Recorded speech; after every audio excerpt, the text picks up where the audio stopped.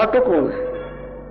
उसका जवाब नहीं, क्योंकि हम बाहर से किसी चीज को देख रहे हैं, पर अगर अंदर से हम जाने तो हमारे अंदर अनेक शक्तियां ऐसी हैं जो हमने आज तक इस्तेमाल नहीं की।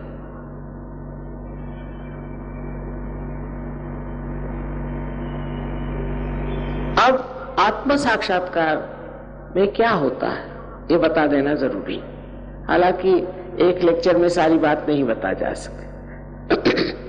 सबसे पहले आपके अंदर एक शक्ति है जिसे कहते हैं कुंडलिनी शक्ति।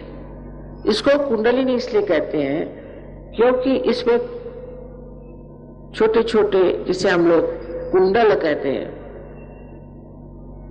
सर्कुलर, वैसे 3.5 सर्कुलर कुंडलों से बनी हुई ये शक्ति, और इसको स्त्री का रूप हम मानते हैं।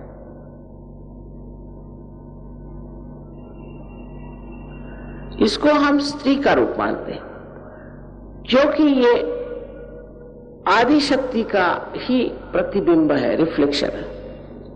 अगर परमात्मा की शक्ति आदि शक्ति है, यानी उनकी इच्छा, उनकी शुद्ध इच्छा, उनकी जो इच्छा है वही अगर हमारे प्रतिबिंबित है तो वो कुंडलिनी स्वरूप है। ये शक्ति हमारे त्रिकोणाकार अस्थि में है, जिसे मेडिकली वो लोग कहते हैं सेक्रम। सेक्रम का मतलब सेक्रेट। इसका मतलब कि ग्रीक लोग जिन्होंने नाम दिया है वो लोग जानते थे कि ये शक्ति हमारे अंदर सेक्रेट बोन में है। इतना ही नहीं, उनकी जो देवी है आदि शक्ति, उसको वो अथीना कहते हैं। अथ माने प्राइमोर्डियल, जो प्राइमोर्डियल मदर है उसका नाम अथीना रखा है। इतनी चीजें उनसे मिलती हैं। अगर आप कभी जाएं ग्रीस तो देखिएगा कि आपको आश्चर्य होगा कि हमारे शास्त्रों में ग्रीस के बारे में कितना कुछ लिखा गया। लेकिन ये सब होते हुए भी इसका ज्ञान आधा अधूरा ही लोगों में था, क्योंकि जो पाते थे वो प्यार के और आनंद के सागर में खो जाते थे। और लोग भी उस जमाने में ऐसे थे, इतने लोग कहां जो कि सत्य के खोज में आए। कबीर ने कहा है, कैसे समझाऊं सब जग अंधा। वाकई में यह हालत थी, कोई जानना ही नहीं चाहता था। सब अपने अपने ज्ञान में खोए हुए, अपने अपने शान में खोए हुए, अपने को पता नहीं क्या समझते थे। और जो उन्होंने बात कही है आज वो बात नहीं। आज कलयुग के एक उपकार है कि बहुत खोज सत्य की सारे दुनिया में हो रही है, हिंदुस्तान में कम है पर और जगह बहुत है। क्योंकि हम सोचते हैं बड़े धार्मिक है, सुबह से शाम तक हमने 2-4 भजन गाए हो गए, हम तो बड़े ही है। उससे आगे जाने की इच्छा कम। इस साल दूसरी बात है, पर इससे पहले तो मैं सोचती थी कि ये पूना है और शास्त्रों में इसको पुण्यपट्टनम कहते हैं। सारे महाराष्ट्र में सबसे ज्यादा पुण्यवान यही जगह है, लेकिन ऐसा देखती नहीं थी मैं। अब आश्चर्य होता है कि आप लोग इतने यहाँ आए हैं उस परम तत्व को पाने के लिए जिसके प्रकाश से आपका जीवन, सारे संसार का जीवन आलोकित हो सकता है।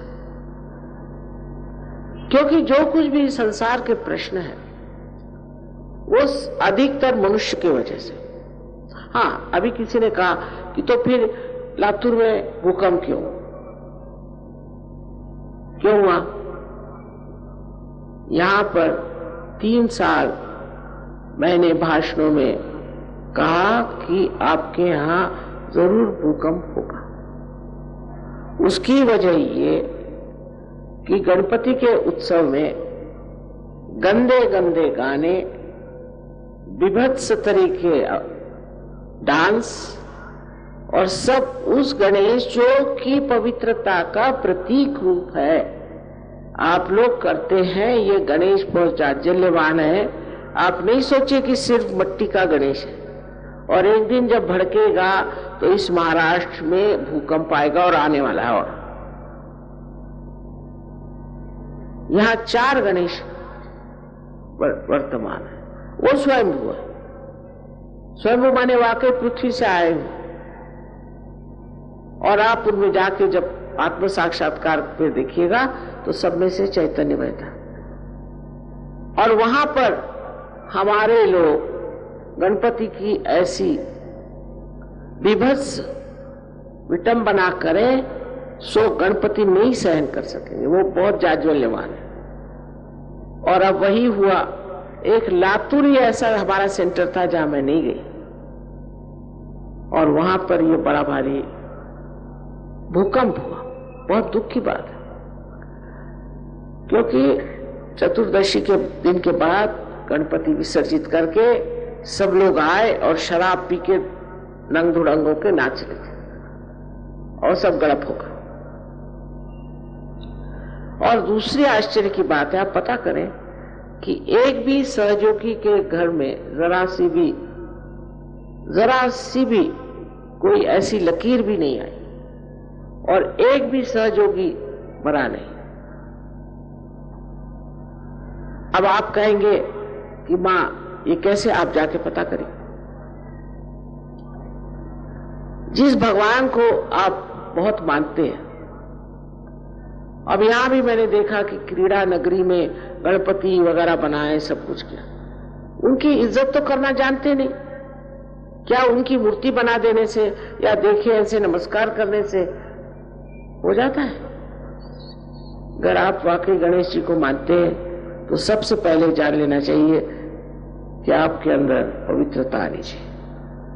वो चिर बालक और गणपति का विशेष आशीर्वाद इस महाराष्ट्र में।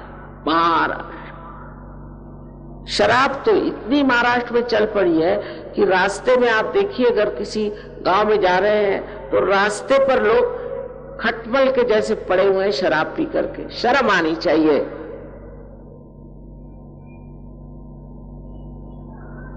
इतनी शराब जो महाराष्ट्र में आ गई, मैंने तो सोचा था मैं महाराष्ट्र में प्रोग्राम ही नहीं करूं।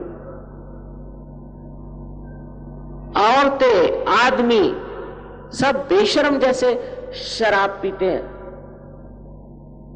और इसका परिणाम जो होगा वो मैं जानती हूं, बहुत भयंकर। लेकिन आत्म साक्षात्कार के बाद आप पी नहीं सकते। आप कोशिश कर लीजिए, आप पी नहीं सकते। क्योंकि अगर किसी से कहे शराब मत पियो तो आधे लोग उठ के चले जाएंगे। अरे ये कैसे कहा? हमारा तो सारा ही मजा करके किरकिरा होगा। हम कैसे रहेंगे बगैर शराब के? बाप रे बाप, ये तो बहुत ही आफत आ गई। लेकिन आपको हैरानी है कि एक बार सहज के गली में आ जाओ, फिर आप शराब की तरफ नहीं जाएंगे, क्योंकि अपना ही आनंद आत्मा का इतना ज्यादा और सुखद है कि फिर कौन शराब पीने चला। अपने आप छूट जाए।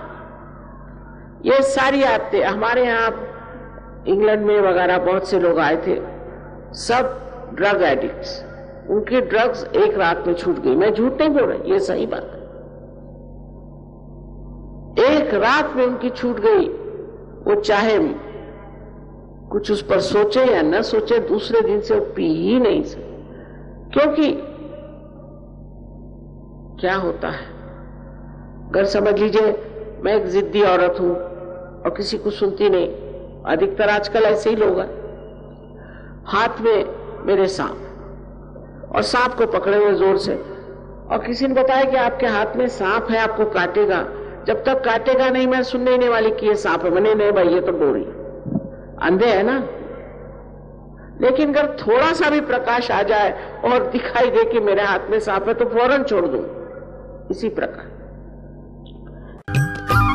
सब्सक्राइब कीजिए कुंडलनी जागरण को और प्रेस कीजिए बेल आइकन को, जिससे कि आपको मिल सके हमारी लेटेस्ट वीडियो सबसे पहले।